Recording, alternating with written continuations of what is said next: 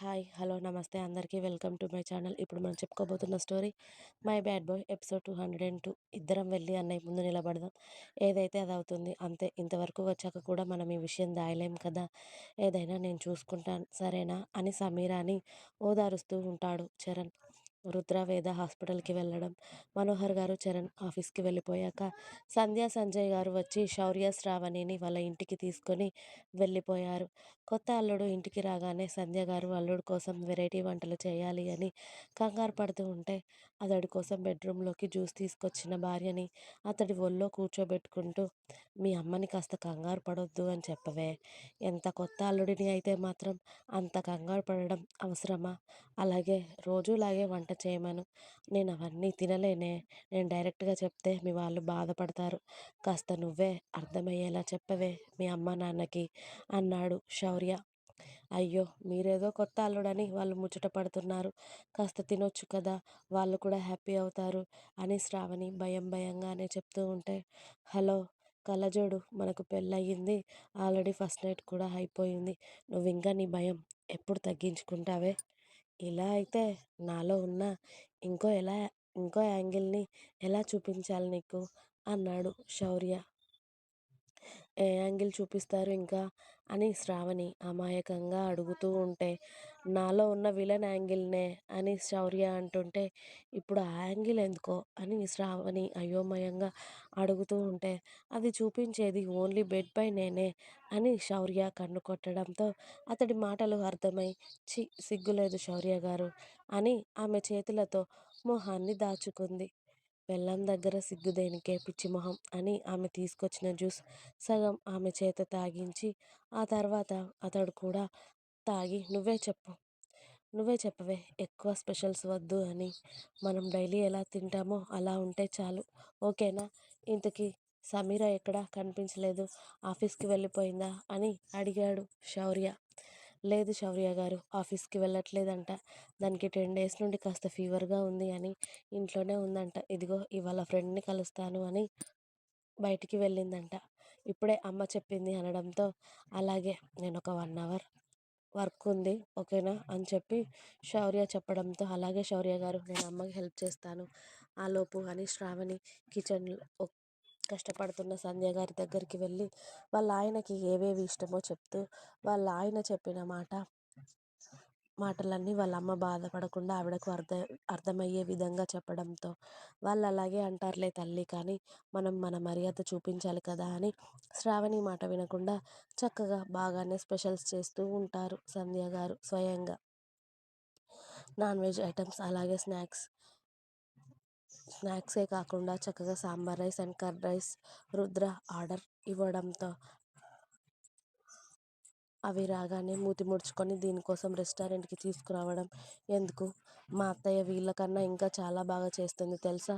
ఏదో బయట తినిపిస్తానని ఇక్కడి వరకు తీసుకువచ్చి ఇలాంటివి తినిపిస్తున్నాడు నాతో. నాకేం వద్దు పో అని వేద మూతి ముడుచుకుంటూ చెప్తూ ఉంటే, ఆ మూతి పగులుతుంది. అర్థమైందా?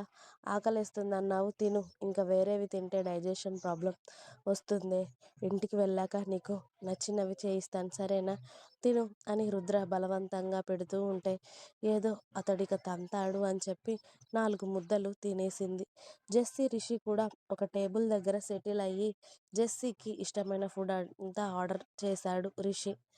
ఏంటో ఆమెకు ప్రెగ్నెన్సీ అని తెలిసినప్పటి నుండి చాలా క్రేవింగ్స్ ఉండడంతో, అవన్నీ తినాలి అనిపించి చెప్పడంతో, అవన్నీ తినేస్తావా బేబీ అని అడిగాడు రిషి చిన్నగా నవ్వి. ఏమో బేబీ, తినాలి అనిపిస్తుంది ఒక్కొక్కసారి. ఒక్కోసారేమో వద్దు అనిపిస్తుంది. నీ బేబీ వల్ల నాకు క్రేవింగ్స్ వస్తున్నాయి నాకు. ఏం చేయమంటావు అని వాళ్ళ ఆర్డర్ వేడివేడిగా రావడంతో ఆ ఫుడ్‌ని ఎంజాయ్ చేస్తూ జెస్సీ తింటూ ఉంటే, రిషి ఆమెను హ్యాపీగా చూస్తూ అతడి భోజనం తింటూ ఉన్నాడు. జీవన్, సారిక కూడా అప్పటికే ఎంటర్ అయిపోయి, జీవన్ లంచ్ టైమ్ అవ్వగానే ఇద్దరి కోసం ఆర్డర్ ఇవ్వడంతో, ఏంటి సార్ గారు ఇవాళ కూడా ఇంటికి రావట్లేదా? అయితే నేనే ఇంటికొద్దామనుకున్నాను. మీరు ఫ్రీ అయితే ఎక్కడికెళ్తున్నారు అయినా నైట్ అని అడిగింది సారిక. చెప్పకూడదే సీక్రెట్ అన్నాడు జీవన్ నవ్వుతూ. నా దగ్గర కూడా సీక్రెట్స్‌నా? అని అడిగింది సారిక వాటర్ తాగుతూ. పెద్దగా నాకేం పనులుంటాయే దొంగ నా కొడుకులను పట్టుకొని జైల్లో వేయడం. అంతే. ఇవాళ కూడా నలుగురు వెధవల్ని తీసుకొచ్చి పడేయాలి. అంతే. ఇంకేం లేదే తల్లి. నా పని తెలిసి కూడా ఎందుకే అంత గుచ్చి గుచ్చి మరీ అడుగుతావు అన్నాడు జీవన్. ఏమో ఏమైనా సీక్రెట్స్ మెయింటైన్ చేస్తున్నారేమో నా దగ్గర అని అడిగానులేండి అని సారిక మూతి తిప్పడంతో నీకు తెలియనంతగా సీక్రెట్స్ ఏవీ లేవే తల్లి నా దగ్గర. అనుమానపడి సావకు నా గురించి అని ఫుడ్ రావడంతోనే జస్ట్ సారిక జీవన్ ప్లేట్‌లో చేయి పెట్టారు. అంతే.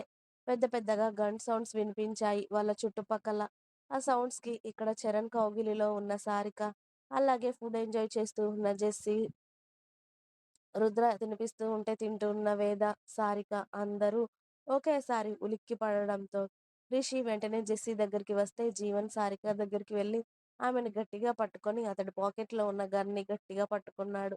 చరణ్ సమీరాని గట్టిగా హత్తుకొని ఏం జరిగిందో అని చూస్తూ ఉంటే రుద్ర వెంటనే అతడి ఫోన్ సెక్యూరిటీ వాళ్ళకి వెళ్ళింది.